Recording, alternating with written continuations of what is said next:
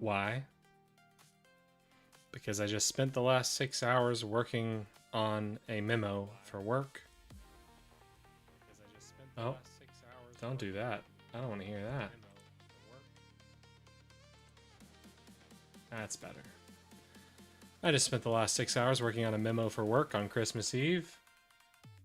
So now I'm going to unwind by tackling serious issues with the very real possibility of confronting very annoying people. Because that's what I do to myself for some reason. That's what I consider a good time. But hey, yesterday I was told by a 26-year-old coworker that I don't look 36. I look younger than that, so that's nice. Even though I got this white patch going on right there. I'll be shaved tomorrow. Can't keep showing up like this.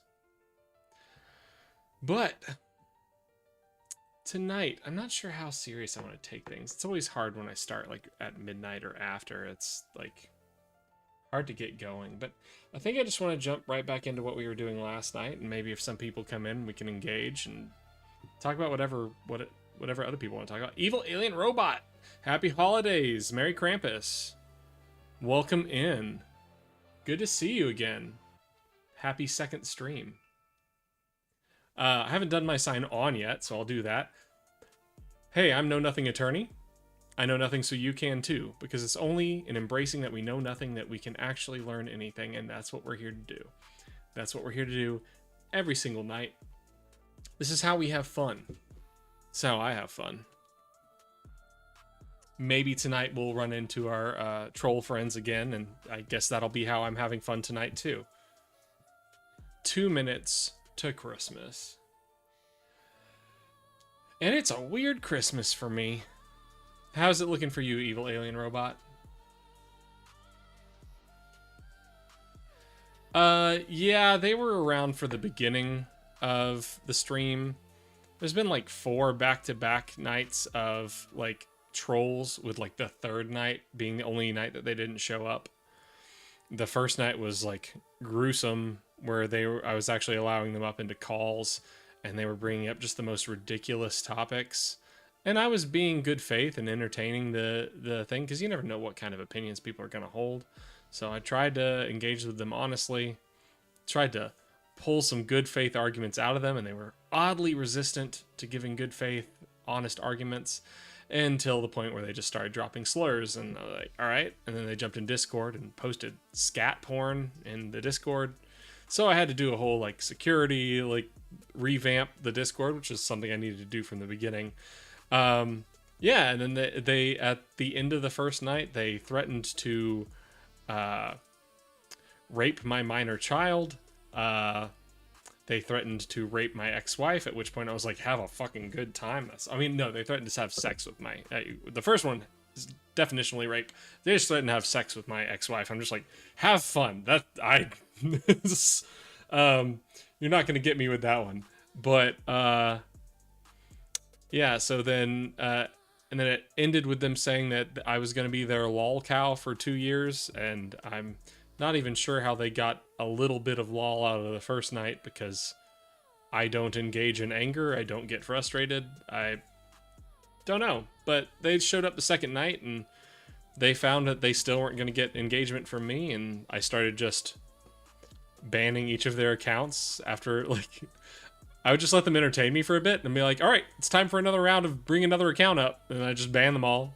And then they'd come up again in a little bit. We just do a little round after round. And... Right?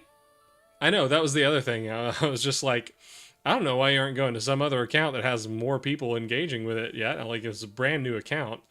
And they're like, well, we've been banned everywhere else. I'm like, oh, that's a good sign.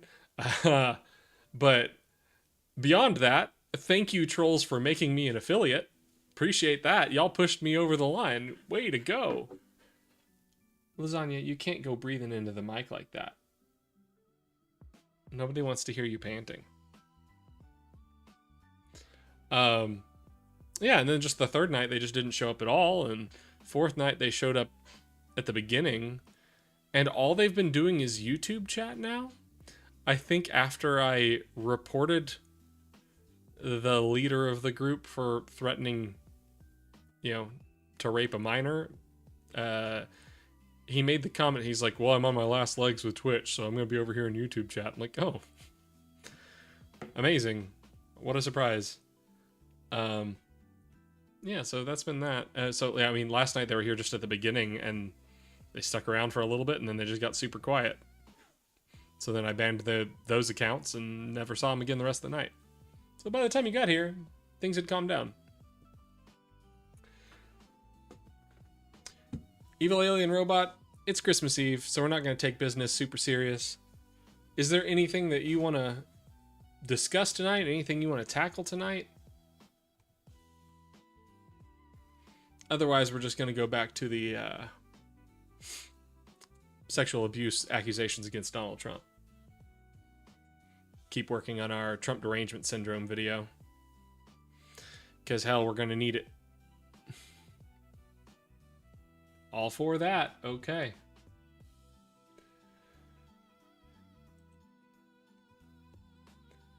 You want to take a second to say, hey, how was your year, Evil Alien Robot? If you want to talk about that, we can talk about that.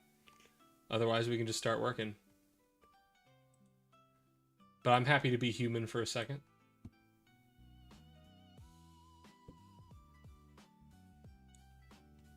/ got anything I can be proud of you for?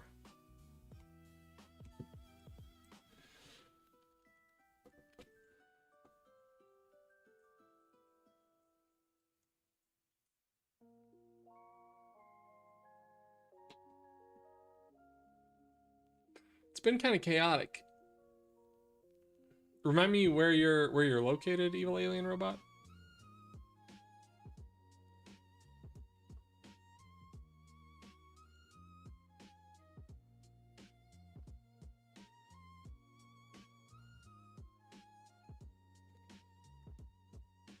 Florida. Man, that's chaos. I need to figure out how to use Instagram. I am not familiar with Instagram.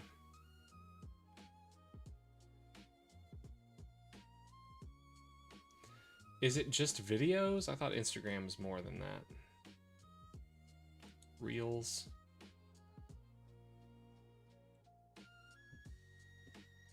Let's get this random person. They've got videos. Is it videos and pictures? I just see videos.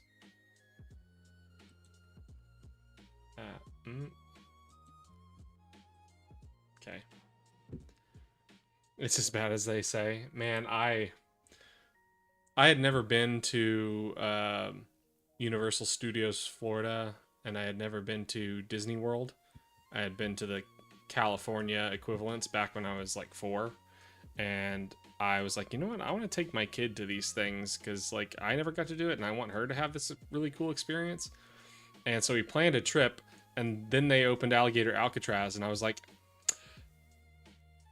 so I already planned this trip. I really don't want to give you guys my tourism money anymore, but man.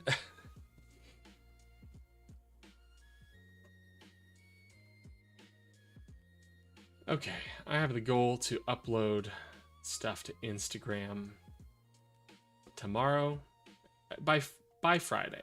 By Friday. And then maybe I can make another couple shorts to upload to TikTok. Need to make more posts to Twitter. Man, I don't know how to do social media. Just don't know how to do it. I hated Disney World. I didn't enjoy it. The whole time I was sitting there like my skin crawling going like, this feels like a capitalist nightmare.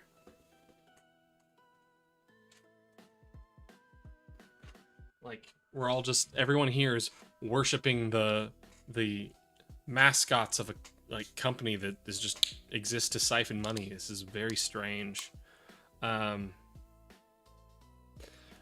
I did find Universal Studios more fun. It felt less like that, even though it was like, maybe it's just because it was less of a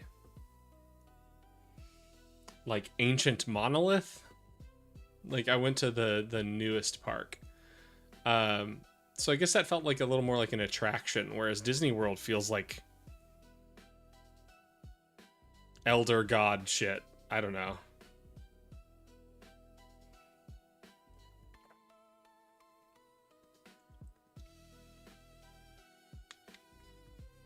I have a friend from Miami, and I have a friend that goes to Miami a lot, and can't say I've ever wanted to live in Florida. I don't know. And I don't think they've ever thought anyone around them wanted to go there. I mean, we do live in Austin, so it's a bit of a different vibe. We have our own special little island here. I don't doubt it. I imagine Florida does legitimately suck. It's a strange place. It's like, you got the old retirement home aesthetic that I think is not what it's truly known for anymore, but it was in like the 80s and 90s, and like that's still coasting. And then you've got like the weird corporate infrastructure of like Disney owns part of the state basically, and Universal Studios is in the same neighborhood. And then you've got like the weird ultra conservatism that has morphed into the type of thing that has Alligator Alcatraz, which overlaps with my next point, where it's just like the what's the word I'm looking for? Swamp post apocalypse. Bizarre. Does Austin have truly left pockets? What do you mean by truly left? Because I would consider Austin to be pretty lefty. We have some very right-wing celebrities here, but they are oddballs here.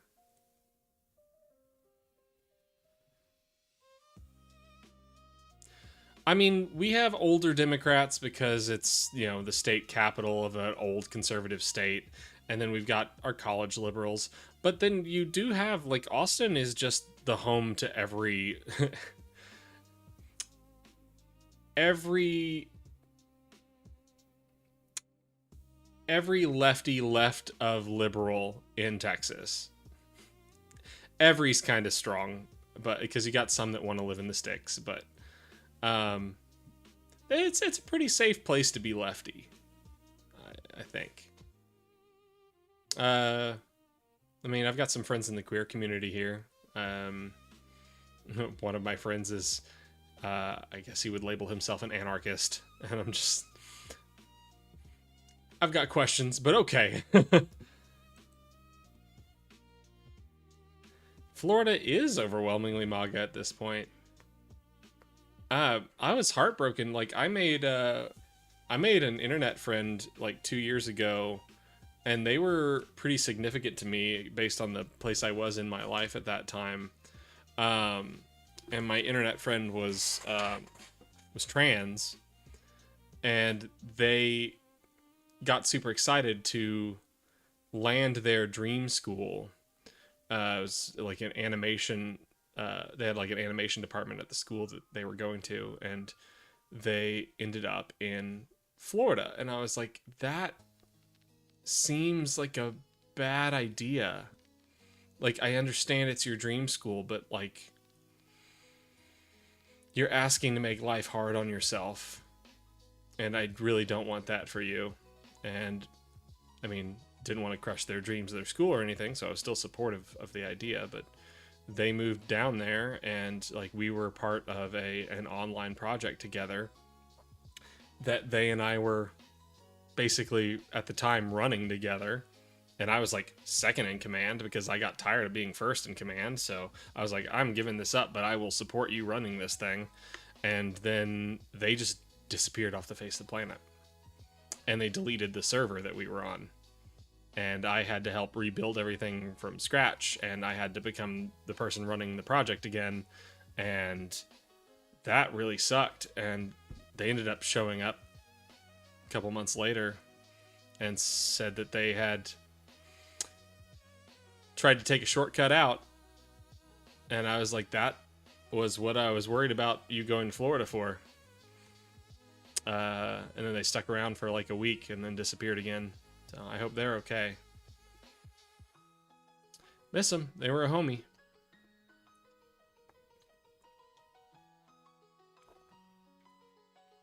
It's baffling. I've met so many people who have moved to Florida since COVID, and I always ask them why.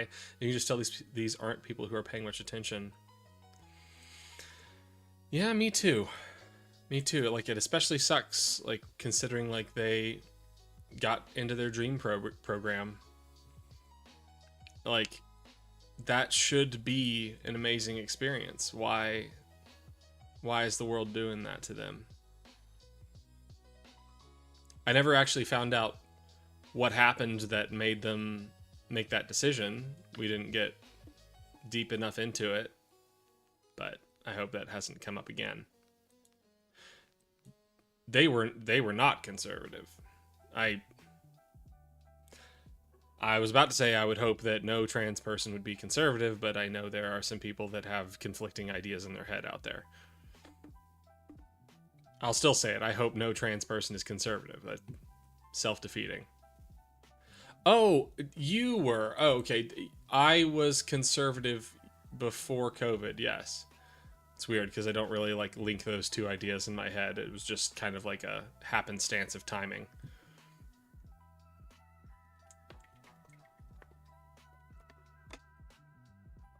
Maybe it was the opportunity I had to just kind of be by myself for a bit. Maybe. Did I have an insane transition? I would say it was like it was a really gradual transition. It was like all right, I'm gonna knock out this little piece, gotta knock out this little piece, gotta knock out this little piece, and then eventually I just kind of look at myself and go, so why am I still calling myself a conservative? Like, at this point, I'm doing it just because, like, I'm considering that term to be a term of rationality. It's like I have to prove every little step to myself, so that makes it conservative, right? And because that was always my dad's rationale, I guess. He's like, well, I'll tell you the same thing that I always say when I get a ridiculous liberal point of view. I'll say, prove it. Except he doesn't like that when I do it now. He doesn't like when I push him into a corner and then he wants to make an excuse to leave the conversation, and I'm just like, oh, it's your fifis. Your fifis are the basis for your position. Oh, I see. That was the best lunch of my life.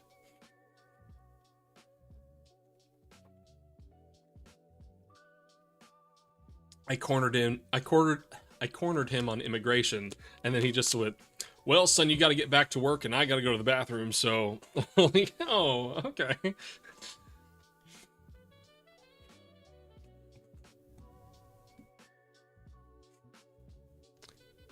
Does this make me... since you're using that word, does this make me... translib? Am I translib? I'm... What's that? CTL? Conservative to liberal?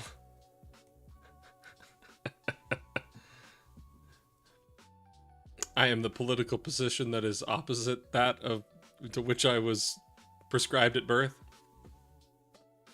It's pretty life-changing for me to realize all of my elders didn't actually know much about critical thinking. Holy shit, dude. That has been a wild experience for me. Like, it's especially mind-blowing coming from my mental makeup, because so I was emotionally neglected as a kid. Like, I would just be like abandoned in the house to do my own shit, and so I never learned like appropriate socializing, especially when it came to adults. And I just kind of developed this idea in my head that like adults are this transcendent thing that I just can't hope to understand. And like eventually I'll get there at some point, and like I just can't comprehend the mentality of an adult. And I like to think that I've done extremely different with my daughter in terms of that. Like, I feel like she can hang out with adults and feel like she's not out of place. But then it got to the point where I was an adult and I still had that feeling where I was looking at other people and going, well, I'm not there. Where, like, why don't I feel like that? And like, I'm around people who are adults and that they're obviously in the position of being this transcendent thing that I'm not. What's wrong with my brain? And then my friend would, like, my friends, but like I had a particular friend who would always be like, dude, I need you to understand and accept that you're incredibly smart. Like, you are smarter than normal people. And I'm just like, cool, dude, thanks, I appreciate it. I know I make all A's. Like, that's not, I don't really measure anything by that. That doesn't help me with anything.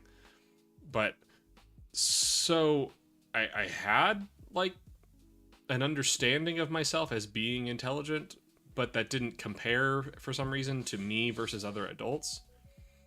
And then I finished undergrad, and then I fell into being a lawyer accidentally. And then I was going through law school and relearning how to think, like from the ground up, basically learning how to think. And even getting my law degree, even finishing at a top tier law school with honors, even doing that without studying after 5:30 almost every single day of my law school career, even having a 99.6 percentile LSAT score, I still didn't consider myself to be particularly smart or knowledgeable or like rational or anything like that. And I learned only like 3 years ago, yeah, it was almost 3 years ago, this is because I have complex PTSD. This is the reason for all of that, is because I have a traumatized brain that makes me see myself as other and weird and less than, and I have to work my way out of that. And only as I started to like treat that and fix that and come out of it and start to see myself as a functioning human being, did I look at the world around me and go, holy shit, why is everybody so fucking stupid? What's happening? Like, why are there all these children in adult bodies running around running things? I don't understand. So that's how I got here, and I see what you're talking about, and it's very confusing to me. So, long story long, yeah, I'm with you.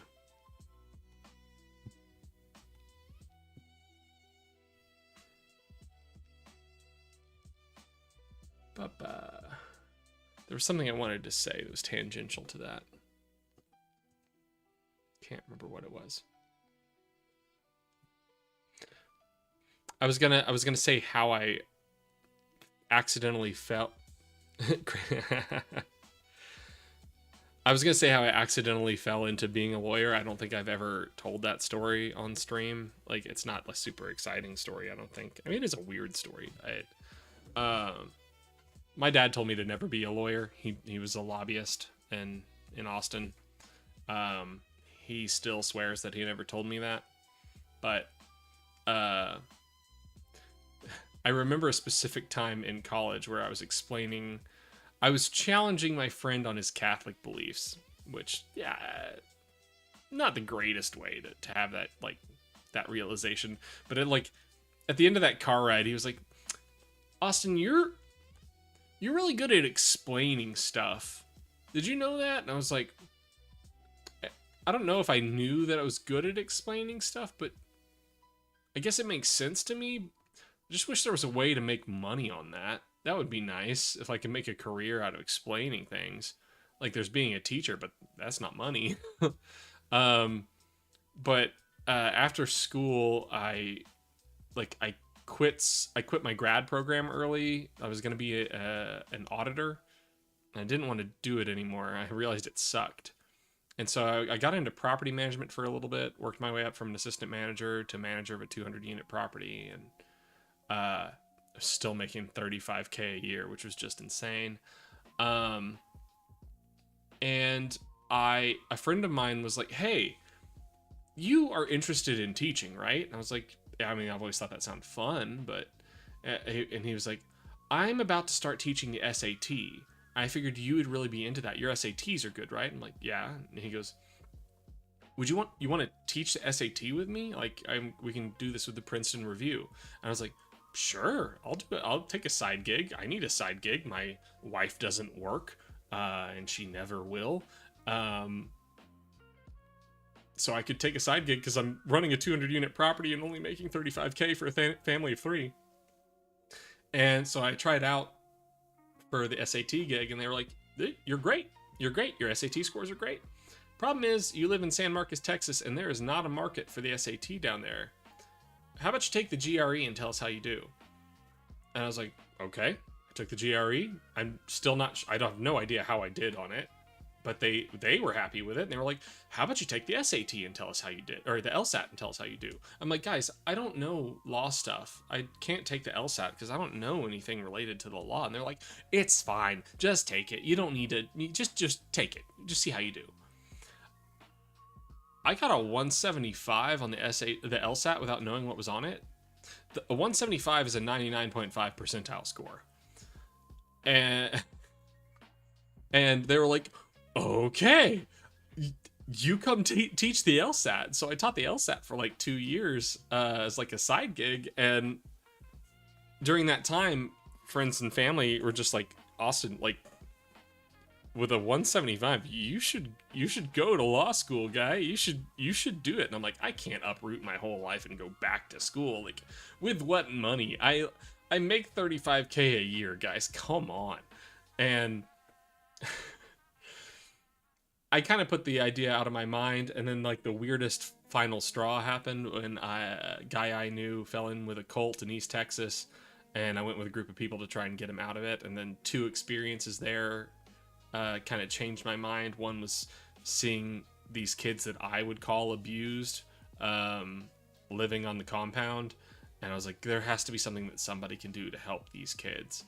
And then the second part was I guess my litigator side figuring out what their strategy was in real time while we were having a conflict in the cult leader cabin, and me calling out their strategy to their face. And I just like calmed down the entire room, and there was just like a long silence. I was like, hey, maybe this is my thing. And so immediately after that, I applied to law school. For you, the separation you felt from other adults was material. You come from a poor family, and I didn't realize my problem wasn't your work ethic, but unregulated capitalism. Hell yeah, brother. You were a teacher. It's the best job in the world other than the absolute slave wage. Yep.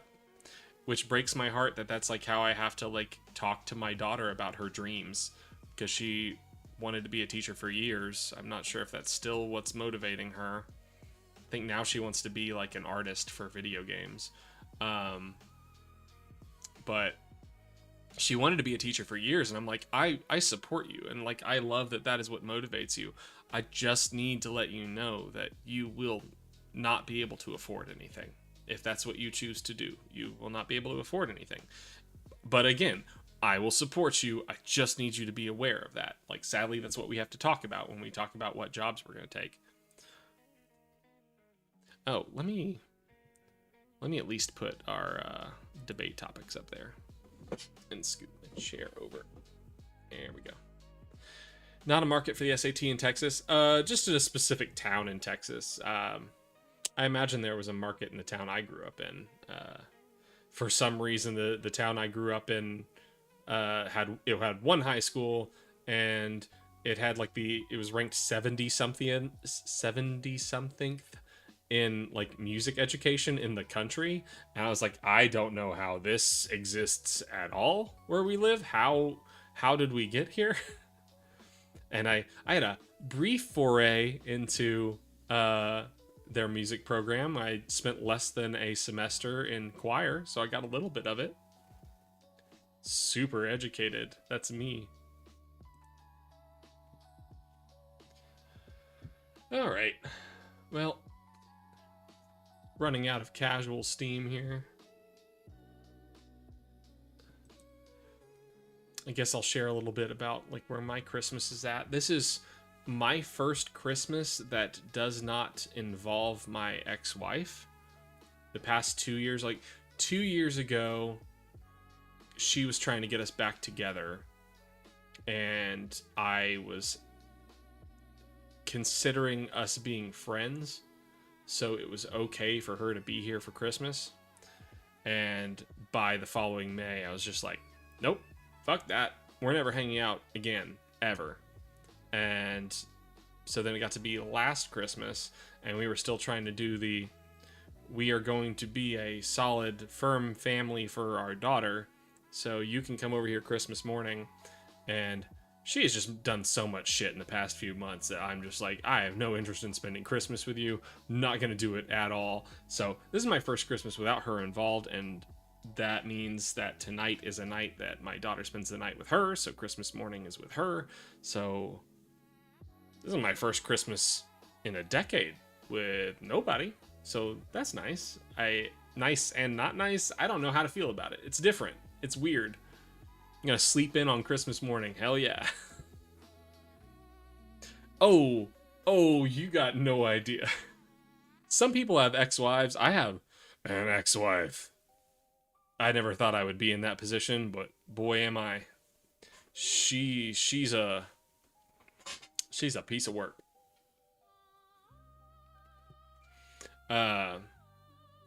And I was starting to think things were going to be kind of like a different vibe for Christmas, because I hate to call it a relationship, but like I was dating a girl for a couple of weeks, and the two of us were just like, we're driving 100 miles per hour down this road and we're both into it. Let's go. And then, to not be unfair to her or to other people that may or may not be involved, I'm not going to say what happened, but something happened, and it stopped immediately. And I'm just like, well, we started to plan our whole Christmas break, but now nothing.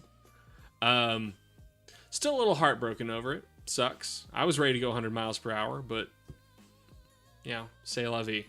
That's how it goes. No, bot, I don't want best viewers on Stream Boo. I don't want that.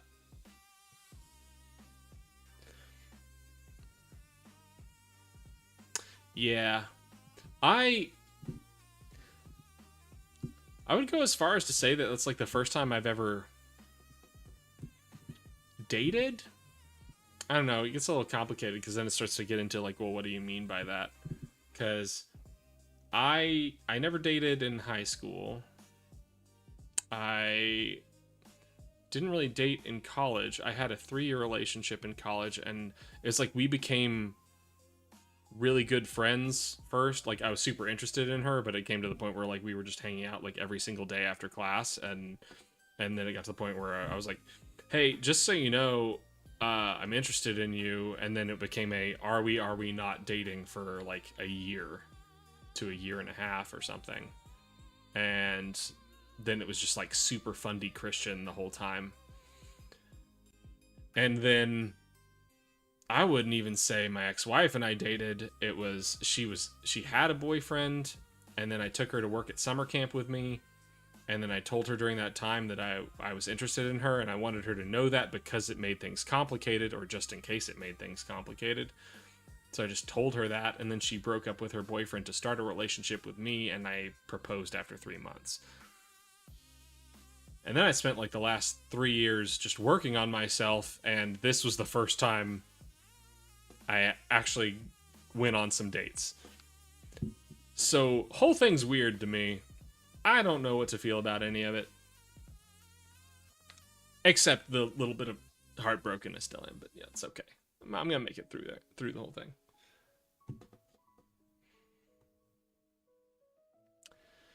Yeah, that's the vibe I'm getting so far. And like, damn, the other thing that's super annoying is, well, I recently hit the point of losing 100 pounds, and so I got to like update all my like dating profile pictures and shit, and so like now maybe I can actually get some engagement. But the apps suck. I think the couple of girls that I've talked to, like I have a new friend in my life, and she is bold and active, and like she knows what she wants and she goes out there and gets it. And she knows that my vibe is very much the opposite. I'm like very restrained and anxious and cautious, and like she reviewed my dating profile and she's like, this is a really good profile. You have a very good sellable profile. I don't know why you say you aren't getting people. I'm like, I have to assume it's because I have a kid, which I always thought would be like a bonus for to be a single guy in his 30s dating. Like, like not for all women, but I thought for some women that would be like, he's stable, he knows how to take care of children, he's like, it's not a bonus. It is definitely not a bonus. No engagement.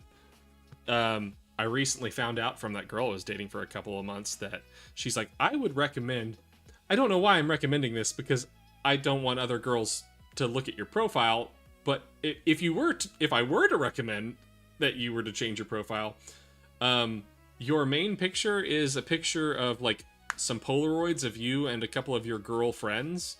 You might want to make that not your main picture. And I was like, oh, I hadn't thought about that. I guess I thought that it would be a bonus. Like another thing that I thought would be a bonus that I guess isn't, that shouldn't I have female friends? Doesn't that make me an attractive candidate to like say that I am mature enough to have women as friends? What's happening? What's going on? Also, the apps tell me that that is my most liked picture. So I don't know what to assume from this anymore. I have no idea. Millennials can't afford anything. But dude, like my profile says I'm an attorney and I have a kid. Like I'm doing just fine having a kid. Also, I would think saying that I'm an attorney, especially in this economy, would be a bonus. Doesn't seem to be. I don't know. I don't know how any of this works. But okay, where is it? I got a match 2 days ago. And I responded enthusiastically. I'm an enthusiastic person. And at the very least, I have realized that I want an enthusiastic partner, because I don't know if you know your anime terms, but I have always been attracted to kuderes. And I have come to convince myself kuderes are not real. They don't exist. There's no such thing as a kudere. There are just people who are emotionally shut off. And that's not a thing that I want in a partner. And so I engage. You don't know that a kudere is the I don't know if you know what a tsundere is. A tsundere is somebody that's like, you're an idiot, I hate you. I'm not going to tell him that I love him, but I hate you. You're a jerk. You're an idiot. And that's a tsundere. A kudere is somebody that is just like, I not showing any emotion. I am an emotional wall. But then once you break through, you find the whole person, the warm heart at the core of that person. That's not a real thing. But that's what I thought I was getting into before, but it's not true. So I remember back to my college girlfriend that like I actually really liked that relationship, and she was very much the opposite of that. She was very outward and engaging, and I'm like, that's what I need to look for in a partner. I had a good time with that, so that's what I need to look for. So that's going to be the energy that I give, so I get it back. And so I responded to this girl, and I'm very engaged with her profile, ask her questions about her profile. She responds with like 4 messages, talks about anime, talks about her history with like dancing, talks about raves. And then like I'm like, wow, cool, your answers are great. Let me like share what I think about your responses and like how I relate to those responses, because I actually have a lot of experience with dance. I tried out for the country western dance team at Texas A&M, and like I took all these dance classes because I have fun dancing. And you mentioned like your profile mentions anime, and we mentioned anime in our first back and forth. So like I'll say like I'll ask you what anime you like, and I'll say what anime I have been and am interested in, and then just nothing. No responses at all. And I'm just like, what happened? I don't understand. What is this? How do dating apps work? So, yeah, that's the fun situation I find myself in.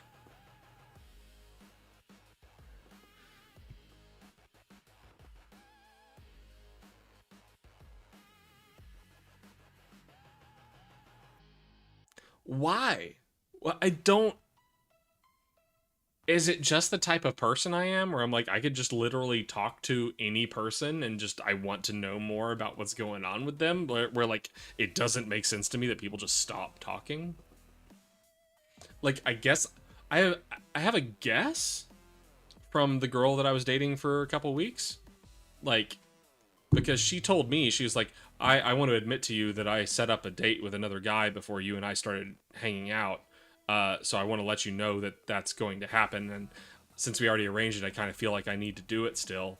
Um,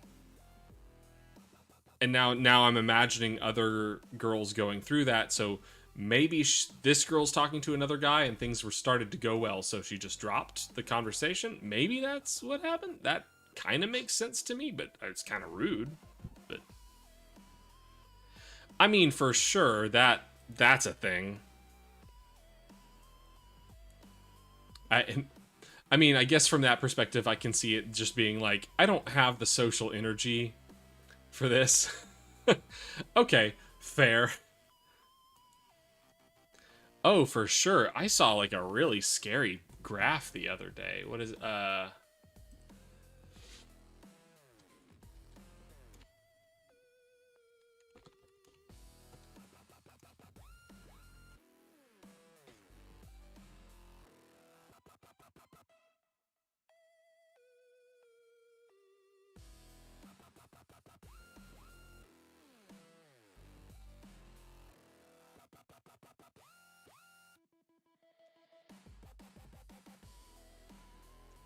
where is the picture? Oh, this is Tinder though.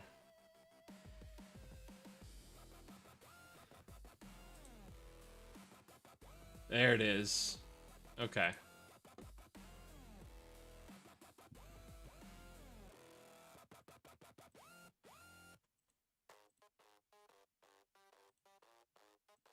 This thing.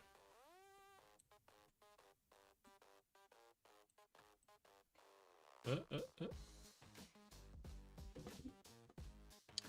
Despite being far more selective, women still match more frequently than men on Tinder. Women pass on 95% of profiles. Woo! This is the game that I'm involved in. Damn. This is why my friend and I are going speed dating on Saturday. At least then, there are already people I'm going to see face to face and have conversations with. At least, I guess.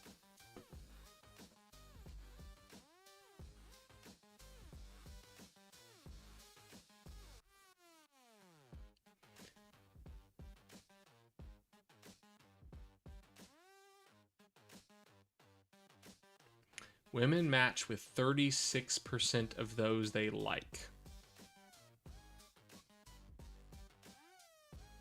Damn.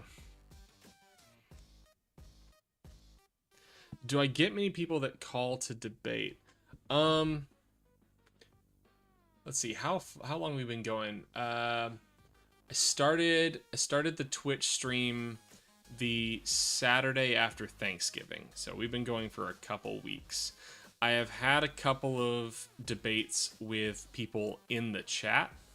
Unfortunately, I get more people that say that they can't get into Discord or they're not on Discord or whatever than I do people that can jump on Discord. I've had one, no, yeah, I've had one actual like chat, like a voice chat debate that went for like 5.5 hours. I made the best I could of it. But, you know, I keep picking up more followers, and my hope is, like, you know, you just keep pushing and you're going to end up snowballing at some point. But the other thing I need to start doing is, like, finding other people's channels and engaging with that. So I've been telling my regulars, I'm like, you are welcome to suggest somebody's channel to me. The hardest thing is that, you know, my time commitments are outside of the stream pretty rough. Like, my work nights sometimes go past 8. Like, I just can't avoid it.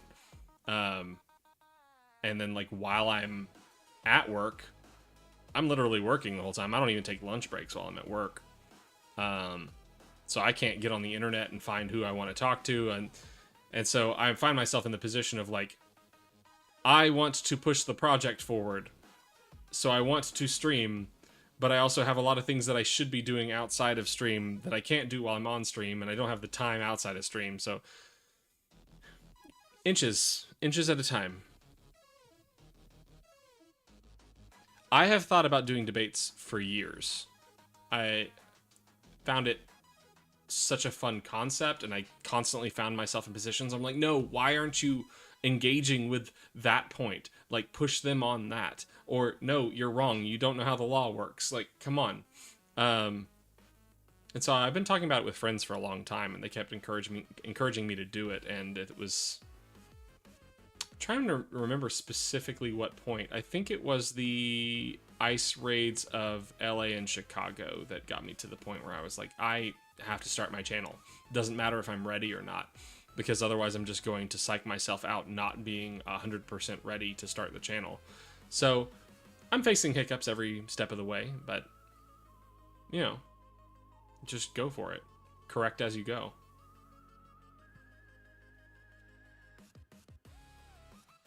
Hell yeah. What is your philosophy on getting through to conservatives?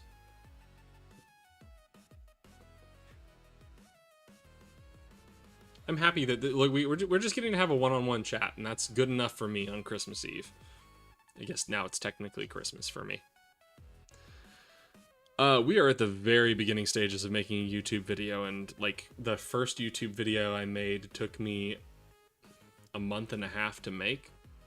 And I had a very solid idea of what I wanted to do with that from the beginning. And so this one is gonna take a while. But, I mean, with the winter break coming, like, going on right now, like, maybe I could get a lot of work done on it. Problem is that I also want to record everything that I do for the project so people can have a record of... hopefully this goes somewhere someday, so I want there to be a record of everything that happened to get there. And I want to be able to show people, if I am successful, this is how you do it. You do it just by trying. You don't need to know what you're doing from the beginning. You just pick up and go. And I want to model that for other people to prove it can be done. Because I feel like one of the scariest things about making major change, about doing important things, is that we don't have models that we can look at for how it's done. So just in case that I'm successful, I wanted to record everything. So if I'm working on a video, I'm recording it. Every single step of me making that first video is recorded on YouTube. You can go see it. You can even see the times that I embarrassingly left the video recording, and I walked away from my computer. Hopefully I didn't do anything embarrassing off camera while that was happening. I don't know. It's up. And problem with doing that is if I'm recording, I'm live. If I'm live, I'm on Twitch. If I'm working on the video, somebody could come in and want to talk to me about some shit, or somebody could come in and troll me, and I'm ADHD. I'm going to be very distracted. I'm going to take up... also, I want to build engagement, so I will stop working on my video to interact with my audience so I can build that engagement. But, you know, it's chicken or the egg at that point. It's like, well, you need content to bring people in. It's hard. I don't know. I don't know what the best way to do this is. You're hardcore MAGA up until around 2018. I understand a lot about what and how and why think what they think. They need to feel cool or like accepted and related to and not insulted, and rather validated as smart, as you point their anger toward capitalism rather than minorities. Yeah. I think the roughest thing when dealing with conservatives is there is in there a fragile ego. And I don't know where chicken or egg again. I don't know where to put the causation of the fragile ego, but somewhere looped into it is I'm tired of people telling me I'm wrong for the things that I think. And it's like, well, maybe you should analyze the things you think then, and not the people who are telling you you're wrong for holding those opinions. But, you know, I'm not going to get anywhere pushing you that way.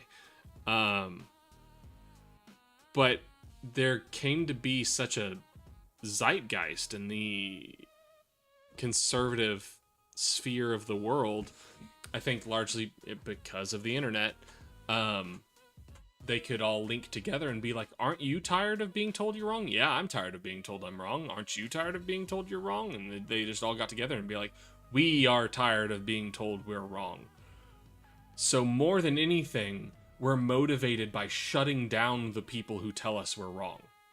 And because of that, we can adopt any position at all, as long as it shoves it in their face that they can't stop us.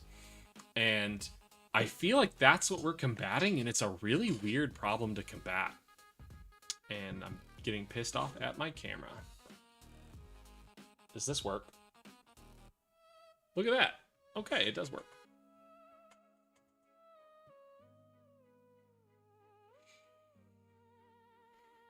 And I remember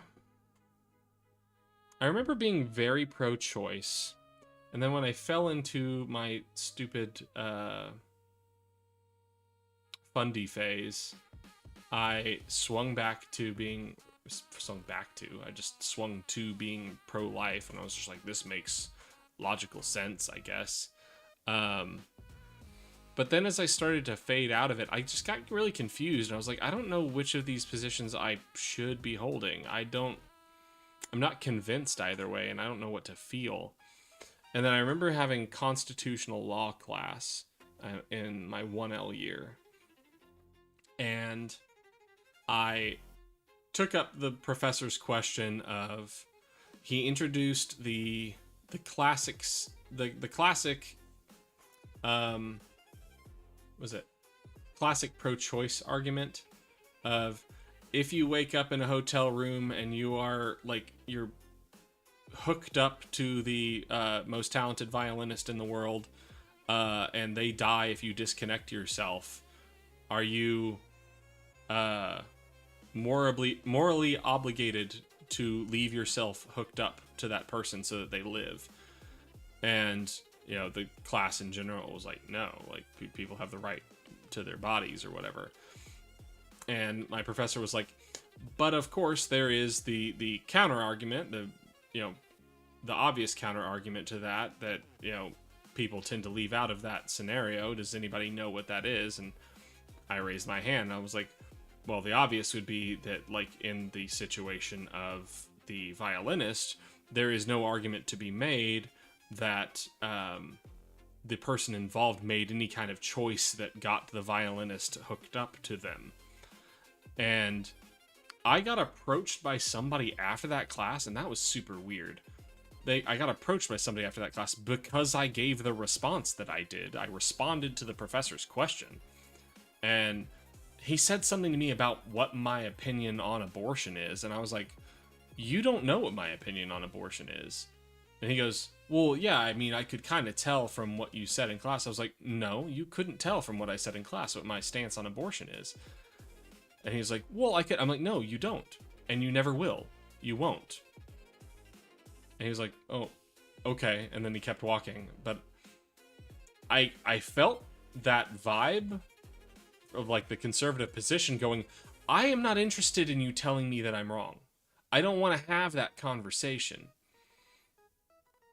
I just want to be left alone. But I mean, particularly, I was in a position where at the time where I was like, I don't really know what I think. I don't have a strong conviction either way. But I'm kind of annoyed with you just being here, bringing this up to me, and I don't like it. And I feel like that's the vibe of conservatives in general. They rightfully think little of the systems in power, and they are willing to reduce their positions to owning the X group because they don't fully understand class issues or even what capitalism or socialism mean. Yeah, I hate boiling it down to own the libs, because that is itself a deflection. It is not own the libs, it is shut the fuck up. Leave me the fuck alone. It is about them. It is not about the libs. It is, I want the people that I feel attacked by to have the cause to feel bad about fucking with me, or just to shut the fuck up.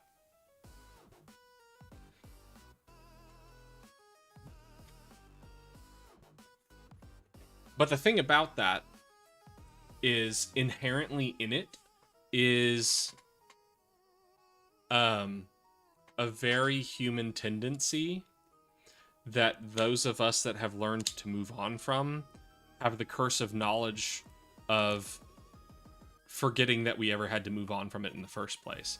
And that is the self-centered worldview. The thought of, I first and primarily and immediately have to think of how this bothers me, how this affects me, how this affects those that I deal with on a daily basis. Beyond that, I have no interest. The more you learn, the more you stop thinking that way. And classic curse of knowledge problem is, once you stop thinking that way, you forget that you ever did, and you forget how to stop. And so we're dealing with a bunch of people that have not moved past that very base mentality. And so they're sitting there thinking, leave me alone, and they're not hearing, please help these other people. Your mentality is hurting other people, please help these other people. And they're like, you're just bothering me. You just want to fuck with me. When you say, help these other people, you just want to fuck with my day. Do you feel like the conservatives you're referring to are just extremely dismissive when they hear information that challenge their instilled beliefs? Not intentionally.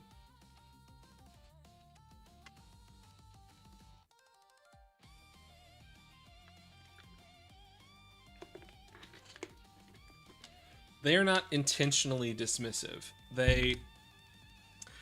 They're battling a lot of primal human behaviors. They're fighting against the self-interested worldview, and they're fighting against the fundamental rejection of change. I think a lot of us on the left have at some point in our lives had to accept the discomfort that comes with change. And that's another curse of knowledge thing. Is like, man, I remember when my mind changed the first time. It wasn't hard in 2018 to 2020. That wasn't hard for me. But 2008, 2009, that was hard. And it hurt. I remember it hurting a lot. But I pushed myself to analyze everything that I thought. And I didn't like it. So you're asking people to do something that's very uncomfortable. So I think the goal is to figure out, how do we do this in a more comfortable way? Which we've already set ourselves up for failure to do, because the concept of politics you've already triggered somebody. Just by raising it, they're triggered. What was difficult in 08, 09? Just personal life. Like, just my personal shifting of view. And I'll happily explain that, but I want to make sure I'm reading everything you've got here. What you're saying sounds like every single person in my family. Awfully opinionated, but when they're met with opposition, they don't want to talk anymore. And that's the thing that I find comes up most often when talking with a conservative. When it's very clear that they have nothing to challenge you with. Which, this is a conversation, I mean, this is a thing that honestly, this is my bread and butter. This is how I was trained in these things, because my friend who used to always tell me that, like, dude, you're really smart and I need you to understand that you're smart. His mom was like a second mom to me. Like, my mom got sick in my freshman year of high school and battled cancer for 3 years before losing. And so I had a couple of, like, my friends' moms became like second moms to me.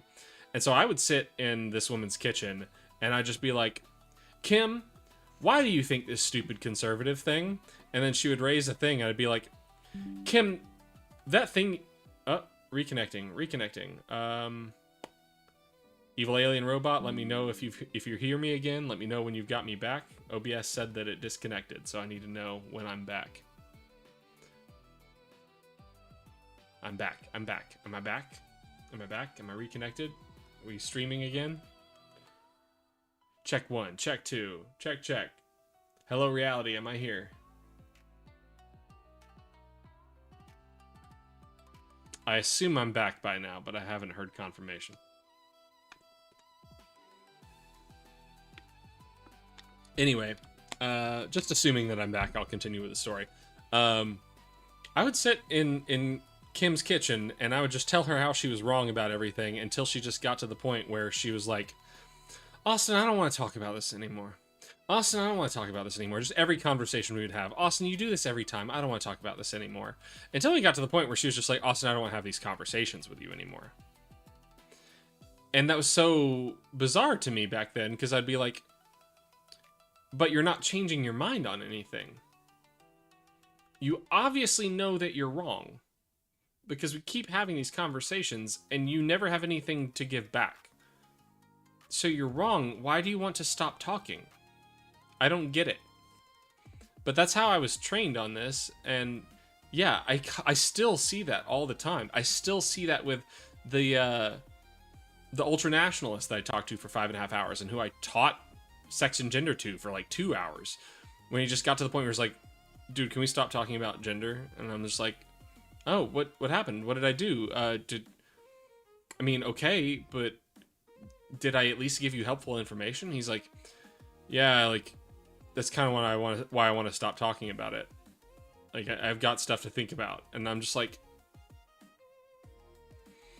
can we not stop talking the moment that your brain puts up resistance? I kind of need you to sit with that feeling for a second. And not act like that signal means stop. It is not a stop signal. It is a, yo, what is this signal? You should be interested in that thought. That feeling you're having right now, that should make you interested. You should engage with it.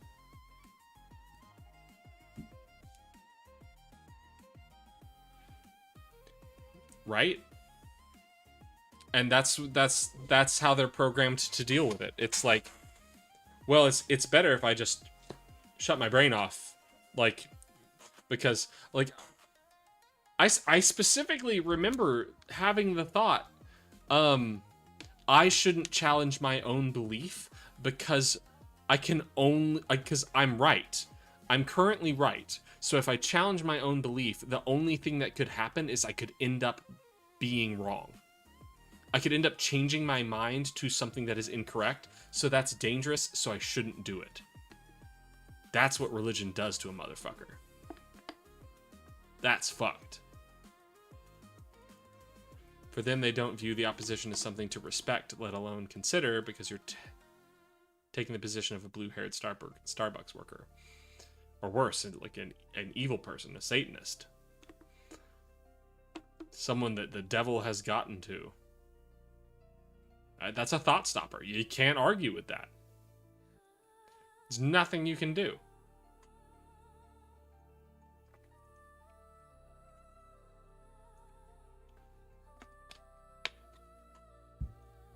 Very, very sad and depressing. Like, sometimes I think the best thing I can do, and it's just like a sick little hopeful self-heroizing thought, I think, like, if I'm to be the most critical of myself I can be, like, hero of my own story type shit, like, the best thing I can do is just be the most earnest person that this person has ever met. And I can just keep doing that. Keep being genuine and thoughtful and caring. And eventually, I will have the opportunity that I can just be like, you know me, dude. You know me. I really need you to sit with your discomfort for a second and just own it with me. And we can talk about shit, because I need you to see that you need to challenge your own thoughts. And you know, because you know me, that I'm not coming from a negative place. I'm probably not justified in having that thought in my head, but, like, it's the best I've got. I don't know how else to challenge it.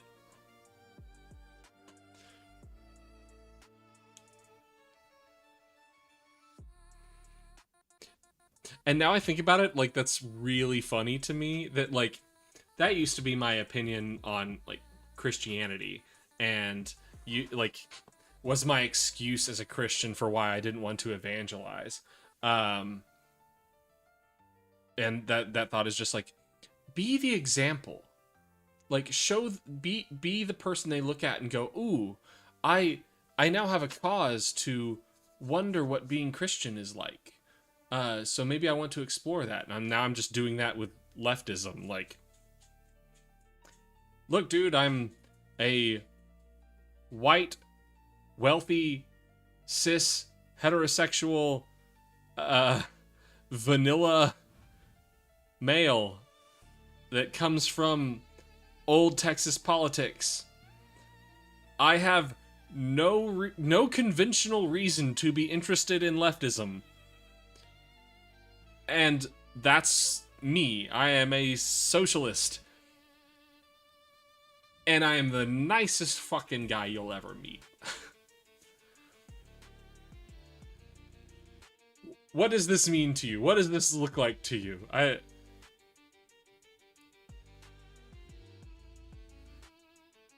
Light on a hill. Oh god, this, like, the city on the hill. I do take great pride in being, like, I don't mean this to, like, I'm not trying to toot my own horn. You've known me for 2 days, evil alien robot. You don't know me. But I try not to toot my own horn. Like, you've heard me say a lot of positive shit about myself. I'm not used to doing that. And so I'm just trying to own being positive about aspects of myself. It's pretty new to me, like, within the last couple years. B, I try to take, like, because I'm not used to it, I try to take an objective stance on it and just repeat what I know from what other people have said about me to myself. So when I say good things about myself, that's generally where I'm coming from. But one thing I can say I can take pride in, and this is going to sound like just a joke of a thing to say, I take great pride in being a well-off socialist. It does not matter to me that I make money. I would be perfectly happy making less money if it meant everybody else was better off. Holy shit. Wow. What a hard thing to believe.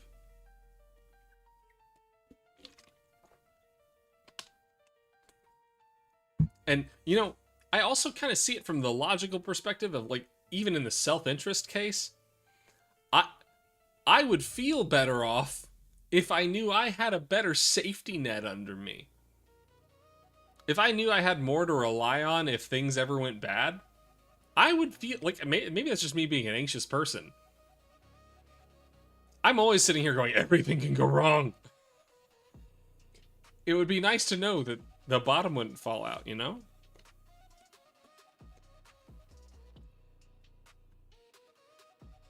That's how I would prefer life to be.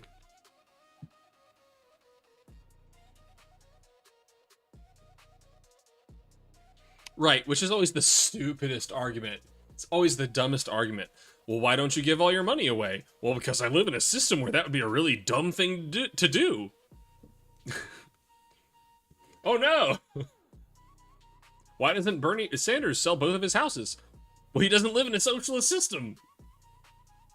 Money is just a replacement for security. I'm not going to give all my security away. You want to give me a system that gives me more security? Sure.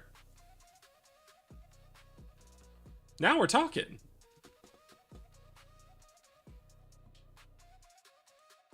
Alright, evil alien robot, what video game are we playing?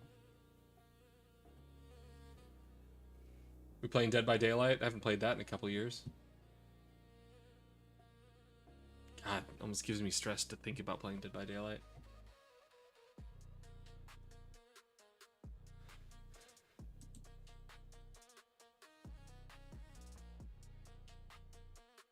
You shouldn't have to suffer just because people are suffering and you're clearly using your privilege for good. Right. I mean, I'm very aware that I'm privileged because I decided to make a Twitch channel and I bought all of this shit to just do it on a whim.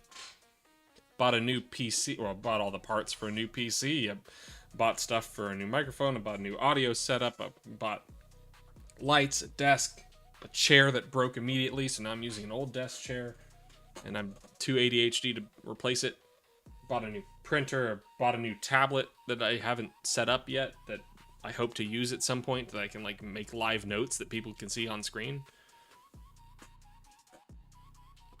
You are the cause of suffering, Murph. I assume you're saying you are not the cause of suffering? What's my favorite video game? Oh. It's been Hollow Knight for so long that it's hard for me to say Silksong, but Silksong I think is a better game. Favorite series is Metal Gear Solid. I'm a giant Metal Gear nerd. What's going on, Murph? Your name is fun to say. Because Hollow Knight is woke? What? What's woke about Hollow Knight?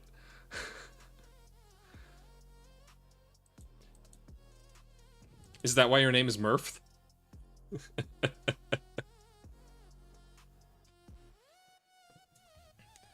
I hate woke as a term too, because it's stupid and makes no sense. At least as it's used today. As it was used originally, it kind of made more sense. I am currently running a Hollow Knight tabletop game for a bunch of 8 to 10-year-olds. It's insane. But it's a fun world. It's a fun world to set up. Murph, we're just kind of shooting the shit in here. I was working on a memo on on Christmas Eve until 11:30 at night, and I turned it into my boss. I haven't checked to see if I've got an email from him to be like, "What the fuck? Why are you turning this in at 11:30?" Usually I would have already started stream, but I try to stream every night, so I got home, started stream at 11:54. Here we are. And it makes it kind of hard to want to actually get work done at 11:54, but like, so now we're just shooting the shit. Tabletop, like Dungeons and Dragons, but not Dungeons and Dragons, just a different system. Evil alien robot, why have you not played Hollow Knight? Why do you shame yourself in this way? Your topic is duh, yeah?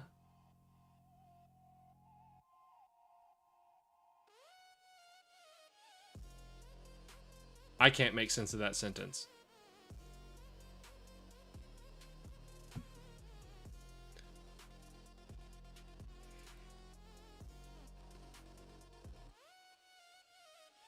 What is your favorite game, Evil Alien Robot?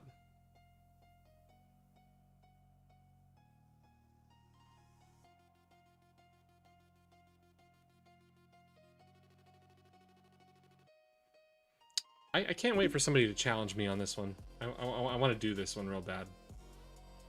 This is fun. I did debate abortion with that ultranationalist, but like it didn't really go into that territory. I did talk to my MAGA coworker about how the Bible doesn't support the pro-life stance, and that was fun. That was fun. She kind of stared at her computer screen like, what the fuck? Maybe you're too cynical? I don't know what you mean. What are you trying to say, Murph?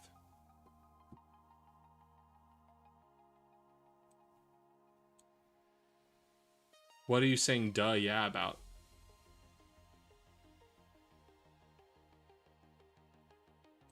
Oh, I finished Expedition 33 2 nights ago.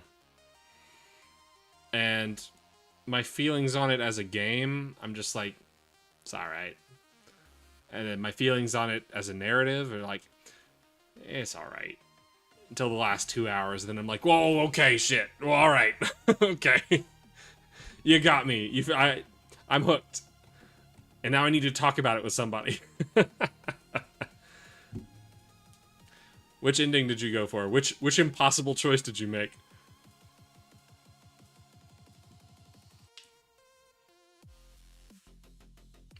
What's my genre? I don't know that I have a genre.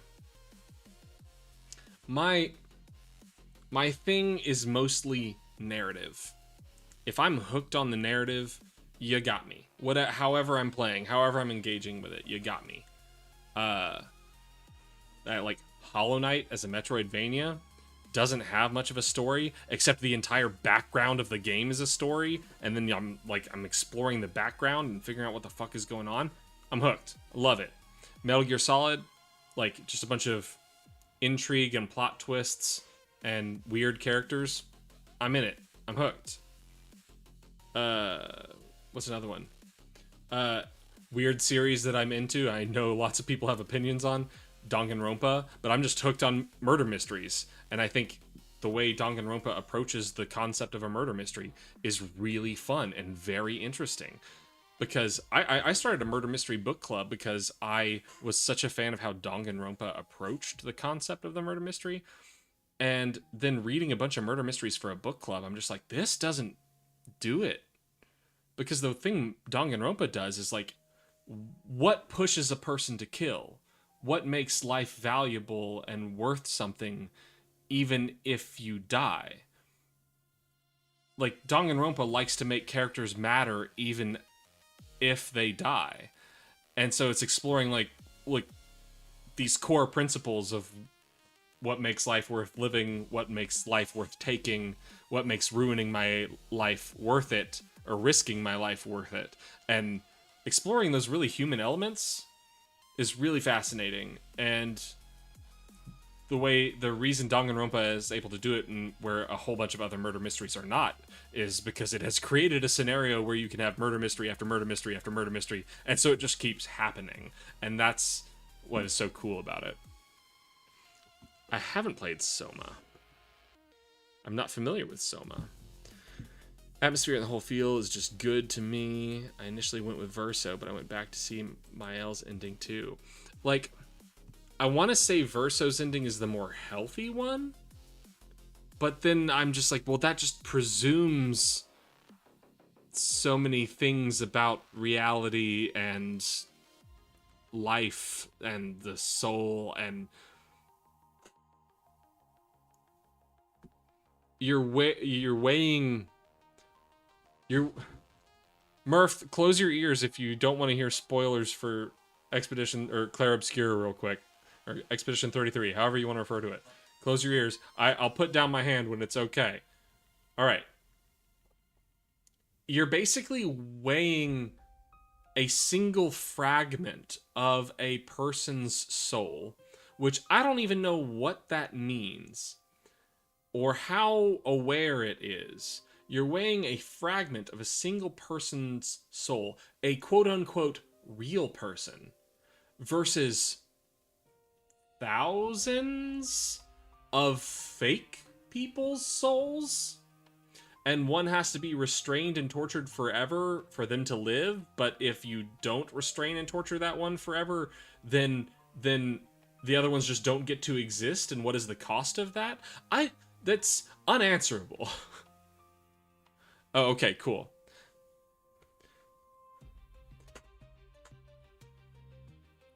The premise, Murph, of the end of Clair Obscur is you find out that what has been reality for the entirety of your game is really just a fiction, and there is a family of fiction makers, and one of them who you have been interacting with the entire game is not the real him. He's dead. He is the fictional version of him that his family made in this fictional setting.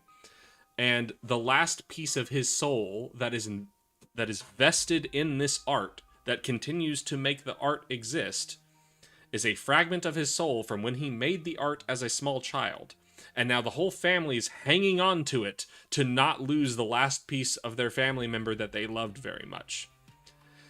And his sister, who went into this painting to help her family get out of it, to stop grieving over him, she accidentally fell into living in the painting, basically. Kind of in like a God comes to Earth as Jesus type thing. She is accidentally reborn as a character in the painting, grows up in the painting, and then comes to learn the truth about everything. So now you have a real person whose life was lived in the painting and loves everyone she knew in the painting, versus her brother, who isn't real, but is represented by the last chunk of his real soul keeping the painting existing, and you have to choose which one to side with. The guy who's like, I want my family who's still alive to stop hurting, and also I want to stop having my soul be restrained to doing this for the rest of forever. So please let me die and stop. Versus the girl who's like, everyone I love is in this painting, and if I let you die, then they all die, so I have to keep your soul alive so that A, all of them can live, and B, I can actually live my life here because my life outside, I am injured and I don't have a real life. I would like to actually have a life. There is no winning solution, and it sucks. Both ways are depressing.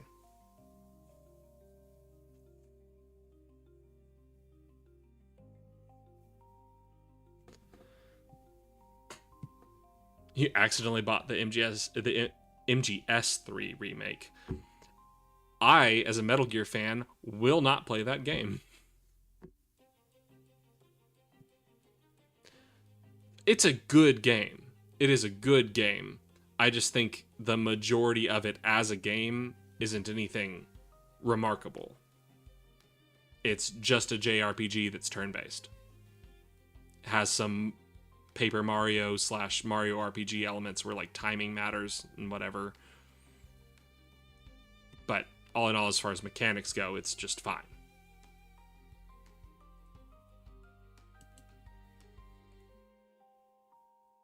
What? Clair Obscur? I mean, I'll sit here and say, I understand the hype. I'm not on board with the hype, but I understand it, and I think it's a game that's going to last. Yes, Clair Obscur will be played in 10 years. Absolutely. I won't play it in 10 years, but Clair Obscur will be played in 10 years. Definitely. I mean, maybe Clair Obscur 2 will be played and people go, I can't go back to Clair Obscur 1. I don't know.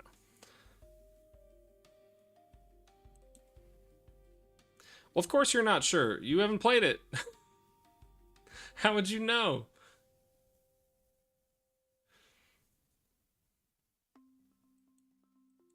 Murph, how's your Christmas going?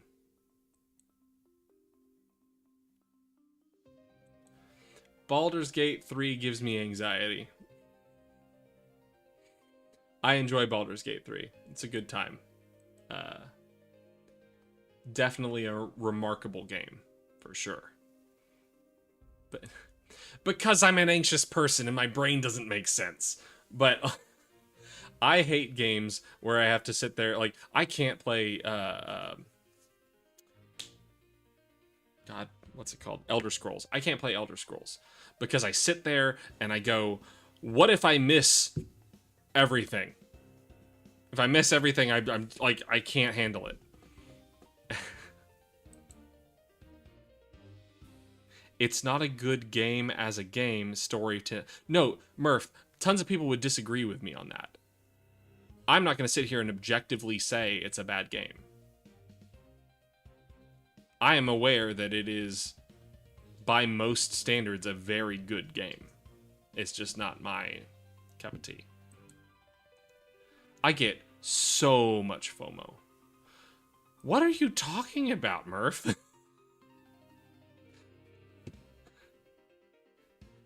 I'm curious how your brain works.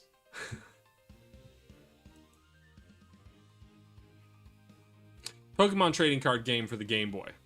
It's a perfect game.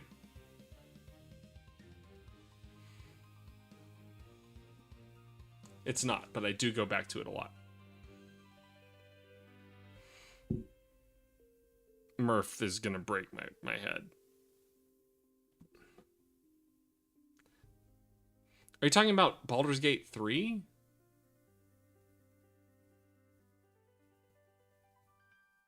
Okay. Now I'm back on track. Okay. Baldur's Gate 3 isn't a good game as a game. Okay, I take it Murph likes things that are active constantly. Murph needs immediate button press engagement. No? Oh, okay.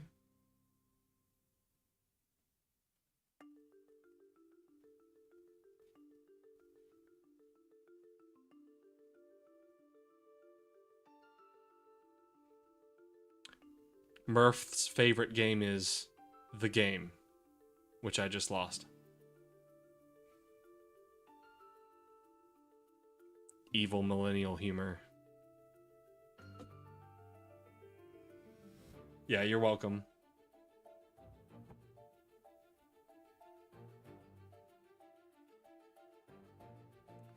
Murph, which game? Please. Say what game you like. Please. You're torturing us. Alright, let's go.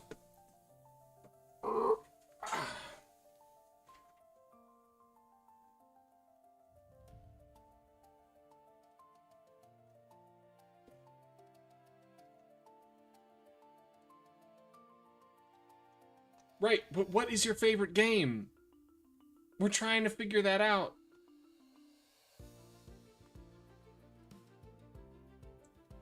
RimWorld.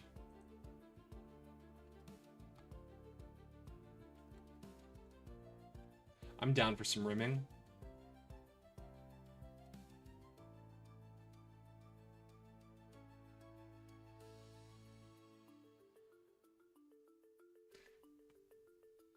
Driven by an intelligent AI storyteller.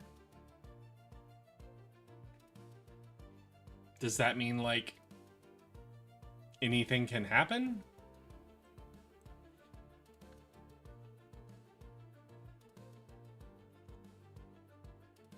And then Kenshi. Free roaming squad-based RPG.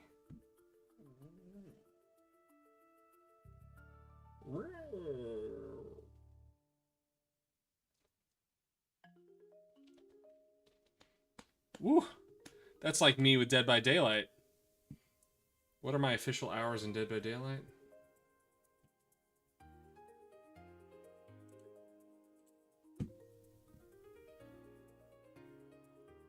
Only 2,000 hours on this account. I think I had another 3,000 hours on a different account.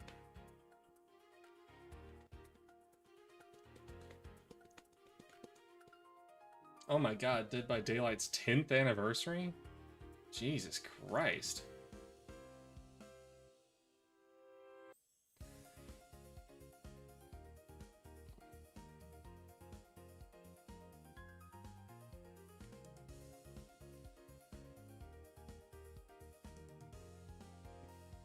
I had a lot of fun with that game, and I had a lot of frustration with that game.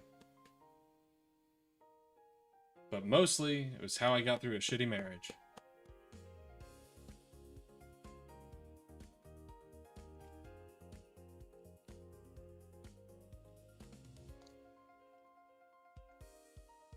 Dead by Daylight. Spent so much money on that game. Hi. Alright, go on. Go on.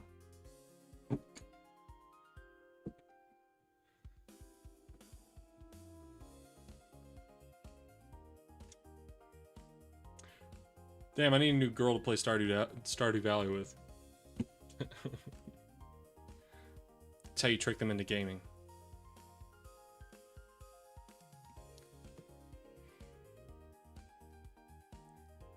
Yeah, I've never put... What? Wow, my ex played this recently? Can't believe she's playing Dead by Daylight.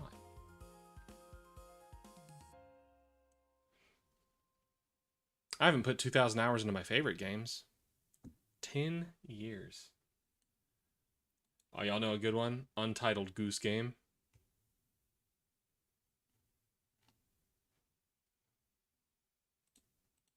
Right now I'm replaying through Deltarune because I've got a theory going on. Playing back through to see how it plays out.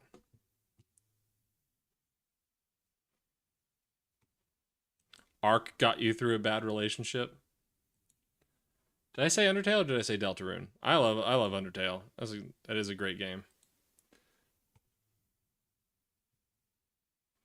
I feel like I have something to say about Undertale, but that I like to share, but now I can't remember what that is. Yeah, Deltarune. I love the meta aspect of it. It's fun. I think Deltarune...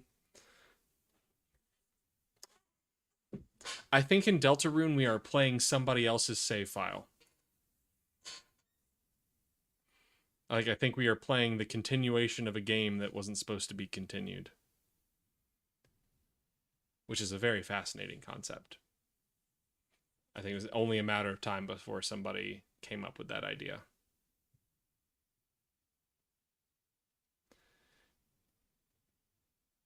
You make a drone that lets me RimWorld, I'll win World War IV? What the fuck? I don't know what that sentence means.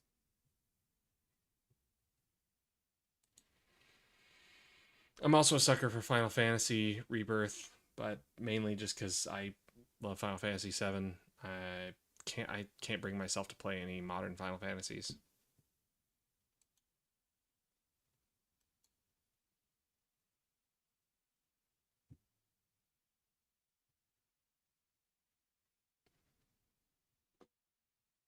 And Grand Theft Auto San Andreas is the best Grand Theft Auto, sue me.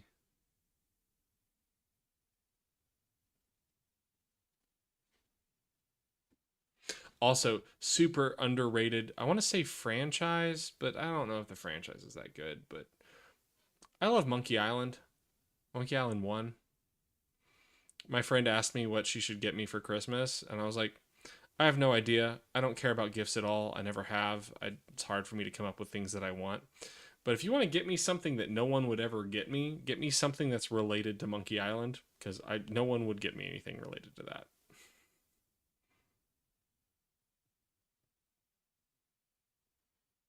I never have the opportunity to talk to anyone about Monkey Island.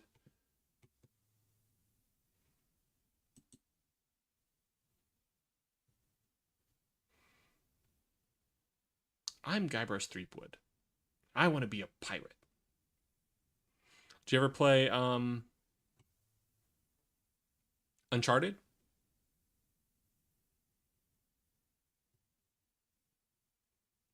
Uncharted 4 specifically? Oh no. You missed out on the best one.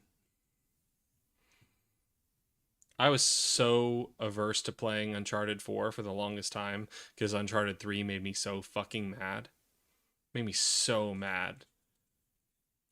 I tell you, I have a hard time expressing anger. Uncharted 3 made me mad. I had such a good time with Uncharted 2, and then to do what they did, just that make the worst game design decisions. Like, I don't think that's that hot of a take.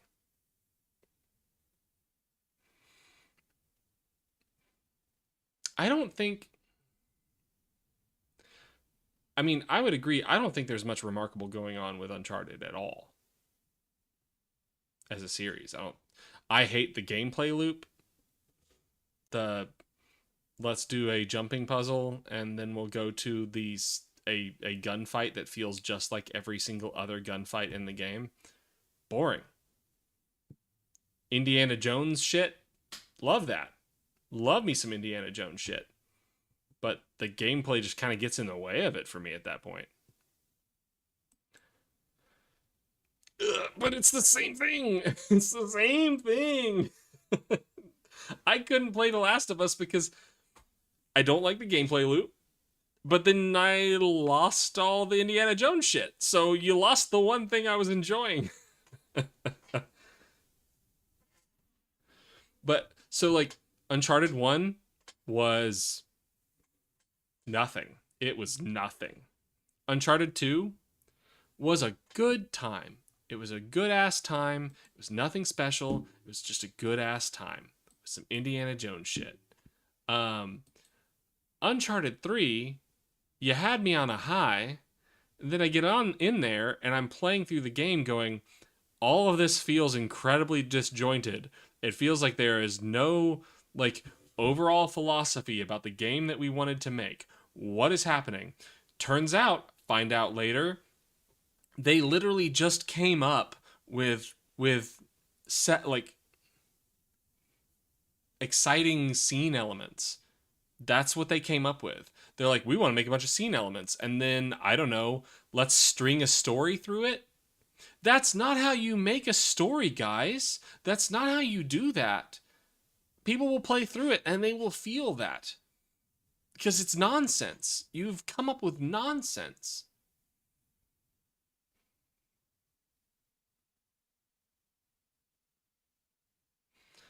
But like, and the worst sin that 3 committed was they took the one character that I cared anything about. And after a game of just me being frustrated the entire time with where the story did not matter, I had no investment in anything. Like it was just annoying. We get to the end and then they shoot Sully and Sully dies. And I'm like, "Oh my god, I'm invested now. Suddenly I'm invested. I'm upset that a character I cared about died, but like now I'm invested, so I'm gonna own my investment. You killed Sully. I care now. I'm going to just throw myself into caring because I haven't cared this entire time. I'm going to care. And then, well, you know why you don't remember that? Because you do the boss and then they fucking undo it. They're like, oh, you were hallucinating. Sully didn't die.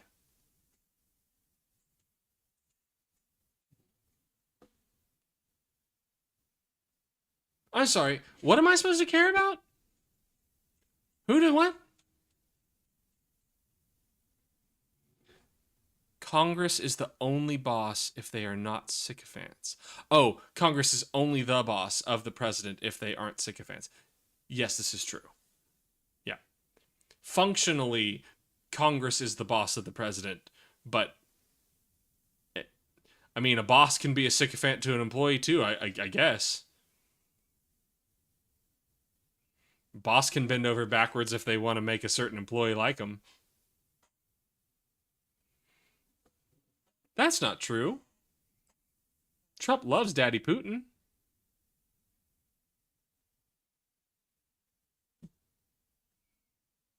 Trump loves Daddy Putin very much. I don't know if he actually loves him. I think he's probably scared of him, but still makes him his boss.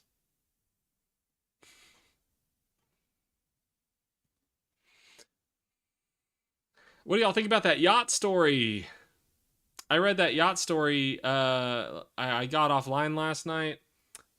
Took myself to a different mental state, and during that different mental state, I heard the story about the yacht story, and I was like, I don't know how to process this. I don't know how to understand the world that I live in anymore. The yacht story. God. Um, I think this is fine material for Twitch. Um, Among the information released in the Epstein files yesterday was an no, I got it. An FBI tip. I think there's more to it. Like, I think there are multiple communications with this individual, but somebody communicated with the FBI about an accusation that they were a victim of child sex trafficking. That while they were 13, Trump paid multiple times to use them. Um, and then when they were 14, they were pregnant. And while they were 14 and pregnant, Trump and Epstein went out on a boat on Lake Michigan with her uncle there. I felt like the first time I heard the story, it was her dad, but then I read today there's an uncle, and said Trump and Epstein both used her on that occasion, and I assume because of the abuse being sustained, they gave birth during the experience, and at which point her uncle violently did away with the results and threw them into through what was left into Lake Michigan.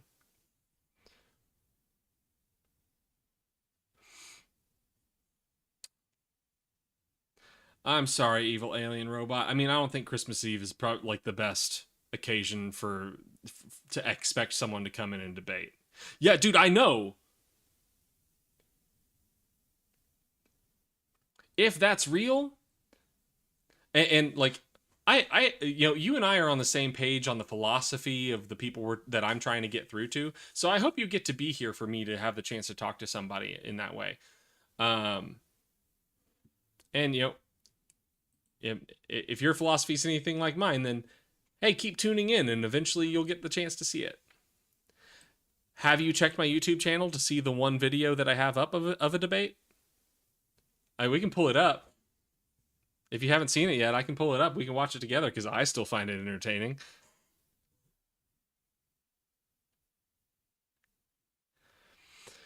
Yeah, it's real weird because like the yacht story, if it's real, then I just don't know what the fuck to think about the world I live in anymore. I'm lost, dude. I'm lost. Because I mean, it wasn't just Trump's administration that sat on that. FBI's had that one since 2020 at least. Uh, um, but the Nasser one I think is really weird. It doesn't seem real to me. It seems fake. And I'm not MAGA. I'm not a Trump sycophant. I'm happy to just embrace reality. That one seems fake. It's not normal.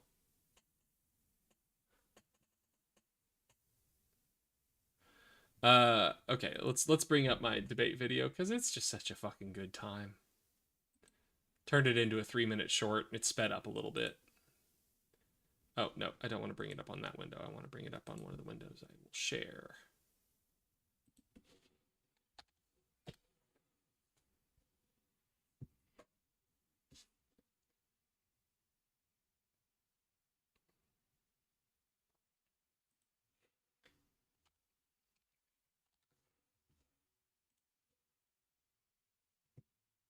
You're going to have to tell me how the audio is once I start it.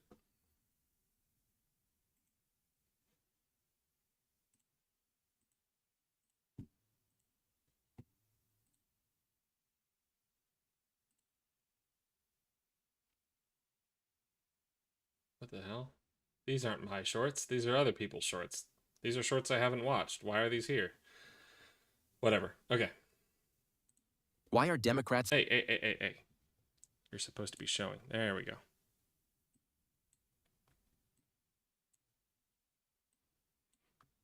This guy never came back. Okay. Did you hear that all right when it started up? Why are Democrats? Of course, this is also cut up to just get the meat of the conversation. So you're gonna miss the part where I say I'm not a Democrat. I wouldn't call myself a Democrat. Okay. Why are Democrats stuck on the same shitty propaganda that already didn't work? Well, they didn't work because people weren't educated. I'm here to educate people. Would you like to come be educated? Why are your slides full of idiotic propaganda then? I don't do propaganda. I just do facts here. If you disagree with them, I take it you're not a fan of facts and you must not know many of them. So give me your best shot. You want to do the one where I directly address what you believe? You believe in gender? Yeah, you do? Nope, don't believe in it. Should men ever be effeminate? What part of I don't believe in it makes you think using it as a premise is going to work? Is there anything wrong with men wearing dresses? You're cool with men wearing dresses then. Why are you dumb? Why are you scared? Do you believe in Santa? No. Do you think Santa had a reindeer named Rudolph? I'm sorry, do men not exist?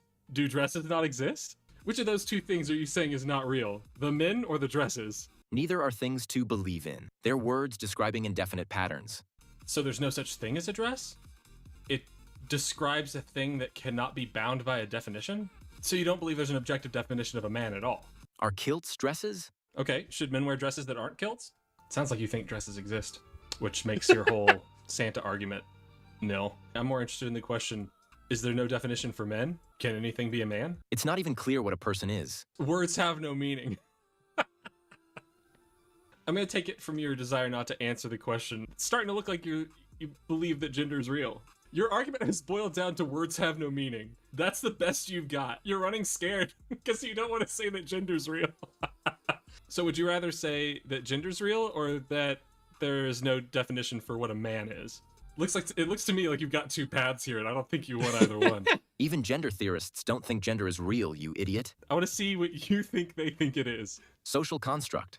Like money, right? Is money not real? Correct. Money isn't real. I think you're confusing what is real for what is tangible. But some intangible things are real. Like what? Ideas exist. Thoughts exist. Nationalities exist. Names. Oh my god. Names exist. Have you ever thought that maybe you might be wrong about things? I have. I'm no nothing attorney. It's okay to be wrong about stuff. You can change your mind. Then you wouldn't have to go through this and me showing you how you're wrong about literally everything you say. You just don't want to admit that you believe in something. I know you believe in it. So should men wear dresses? I'm not stuck on stupid culture war issues. You sound stuck on stupid culture war issues. That's really what it sounds like. You jumped into a stream to be pissy about culture war issues. That seems to be your problem. Enjoy being repeatedly wrong on your own. Oh no, don't run away! Oh, poor baby. Yeah, run and hide. Tuck your tail. Go to bed feeling bad. I'm no nothing attorney. I know nothing, so you can too. Because it's only in embracing that we know nothing that we can learn anything. X and F could benefit from admitting that he knows nothing, so that he can actually have room in his mind to learn. So should men wear dresses? Why are Democrats... Yeah, that's my one bit. I still enjoy it thoroughly. Gender theorists don't believe in gender. Even gender theorists don't think it's real, you idiot. You're an idiot, evil alien robot. Can't believe you think gender theorists think that gender's real.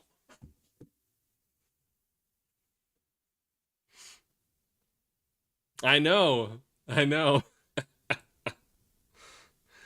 It's such a funny topic. Like it's even funnier because he didn't choose it. So I got to choose it for him. It's such a funny topic because it's already framed to fuck you over. Like, should men wear dresses? Depending on what you like, whatever you say, you believe in gender. We already got you there. Thanks.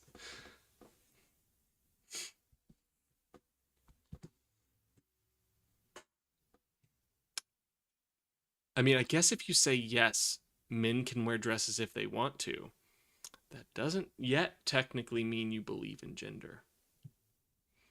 maybe you're a gender abolitionist, but well, no, you couldn't be a gender abolitionist either because you have to have something to abolish.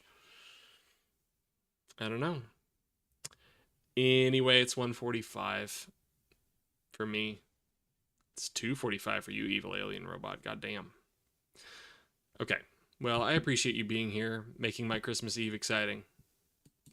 I very much appreciate you. I'm gonna do my sign off. Then I'm gonna go sleep the fuck in for Christmas. Hell yeah. I'm Know Nothing Attorney. I know nothing, so you can too. Because it's only in embracing that we know nothing that we can actually learn anything. And I'm glad you've been here to learn with me. I don't know what we learned tonight. I'm sure we learned something. Thanks, man. And as always, I'm proud of you. I don't need to know you personally for that to be real. You deserve to hear it. And it's true. Because life is hard. It's always been hard. And it always will be hard. But the way you face every single day the way you do is remarkable. So stay remarkable. Merry Christmas. And even though it's Christmas tomorrow, or today, however you see it, I will be here where I'm planning to. Y'all have a good night. Rest well. Have a good holiday.